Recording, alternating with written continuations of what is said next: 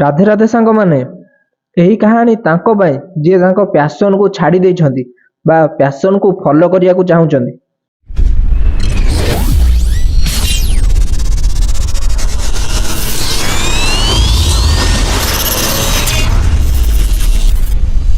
ଗୋଟେ ଦିନ ଇନ୍ଦ୍ର ଦେବତା ଗାଁର କିଷାନ ମାନଙ୍କୁ ରାଗିକି କହିଦେଲେ, ଆପଣଙ୍କର ଏଠାରେ ଆଉ ଫସଲ ହେବ ନାହିଁ, କାହିଁକି ନା ଆପଣଙ୍କର ଏଠାରେ 12 ବର୍ଷ ପର୍ଯ୍ୟନ୍ତ ଆଉ ବର୍ଷା ହେବ ନାହିଁ।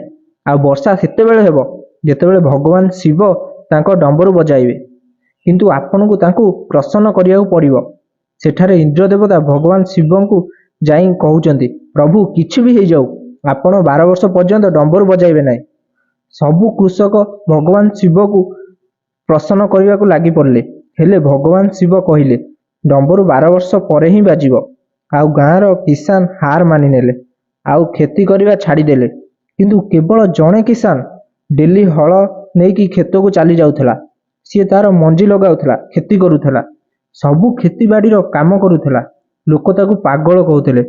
ସେ ଲୋକମାନଙ୍କୁ କହୁଥିଲା, ଏହି କ୍ଷେତକୁ ମୁଁ ସବୁଦିନ ଏଥିପାଇଁ ଆସୁଛି କି କାହିଁକି ନା ମୁଁ କିଷାନୀ କରିବା ଭୁଲିଯିବି କାଳେ, ଚାଷ କରିବା ଭୁଲିଯିବି କାଳେ, ଏଥିପାଇଁ ମୁଁ ଡେଲି ଅଭ୍ୟାସ କରିଥାଏ। ଇଏ ସବୁ ଦେଖିକି ମାତା ପାର୍ବତୀ ଭଗବାନ ଶିବଙ୍କୁ କହିଲେ, ସବୁ କୃଷକ କୃଷି କରିବା ଛାଡ଼ିଦେଲେ, ତାପରେ ବି ଏହି କୃଷକ ସବୁବେଳେ କ୍ଷତି କରିଥାଏ, ଏହି ଡରରେ କି କ୍ଷତି କରିବା ଭୁଲିଯିବ ବୋଲି। ମୋତେ ତ ଏହି କଥାରେ ଡର ଲାଗୁଛି କି ଆପଣ 12 ବର୍ଷ ପର୍ଯ୍ୟନ୍ତ ଡମ୍ବରୁ ବଜାଇବେ ନାହିଁ, ଆପଣ ସେତେବେଳକୁ ଡମ୍ବରୁ ବଜାଇବା ଭୁଲିଯିବେ ନାହିଁ ତ। ଭଗବାନ ଶିବଙ୍କୁ ଏହି କଥା ଚିନ୍ତାରେ ପକାଇଦେଲା। ଶିବ ଏଇଟା ଜାଣିବାକୁ ଡମ୍ବରୁ ଉଠାଇଲେ, ଆଉ ଡମ୍ବରୁ ବଜେଇ ପାରୁଛନ୍ତି କି ନାହିଁ। ଆଉ ଯେମିତି ସିଏ ଡମ୍ବରୁ ଉଠାଇଲେ, ଡମ୍ବରୁ ବଜାଇଲେ, ଆଉ ବର୍ଷା ହେଇଗଲା। ଆଉ ସେଇ କିଷାନର କ୍ଷତିରେ କ୍ଷେତ ହେଲା, ଆଉ ବାକି ସବୁଙ୍କର ହେଲା ନାହିଁ, କାହିଁକି ନା ବାକି ଲୋକମାନେ ମଞ୍ଜି ଲଗାଇ ନଥିଲେ। ଏହି ଛୋଟ କାହାଣୀ ଯାହା ଆମକୁ ଶିଖାଇଥାଏ କି ଆମେ ଛୋଟ ଛୋଟ କାରଣରୁ କି ଛୋଟ ଛୋଟ ଫେଲିୟର ଯୋଗୁଁ ଆମେ ଆମ ପ୍ୟାସନକୁ ଫଲୋ କରିବା ଛାଡ଼ି ଦେଇଥାଉ।